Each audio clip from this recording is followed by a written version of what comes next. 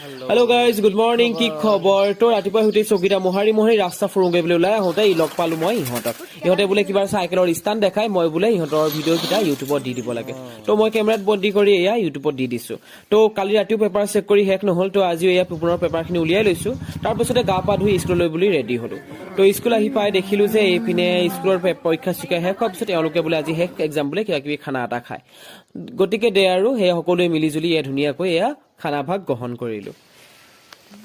তাৰ পিছত যোৱাকালি যে কৈছিলো ফ্লিপকাৰ্টৰ মোৰ ডেলিভাৰী আহিছিল তো বস্তু দুটা অৰ্ডাৰ কৰিছিলো তো এটা আছে টি-শাৰ্টটো বহুত বেছি ধুনীয়া আহিলে ভাল লাগে টি-শাৰ্টৰ কালাৰটো মোৰ বেছি পছন্দ হ'ল এটো ৰিগৰ এটা টি-শাৰ্ট দিছিলো তাৰ পিছত এটো লো মেনৰ এটা জিন্স পেন্ট দিছিলো আৰু এই ঘুটালা হলে এই জিন্স পেন্টৰ লগত সেই কাৰণে মই কালি ভিডিঅ'ত আপোনালোকক নকলো পেন্টটো দিছিলো 28 সাইজৰ আৰু আহিলে এটো 38 সাইজৰ মোৰ নিচিনা দুটা মানুহ হুমা মই ইমানেই মানে সৰু টিকলা তো এইটো পেন্ট মোৰ কাৰণে হ'বই নোৱাৰে তো এইটো ৰিটাৰ্ণ দিব লাগিব তাৰ পিছত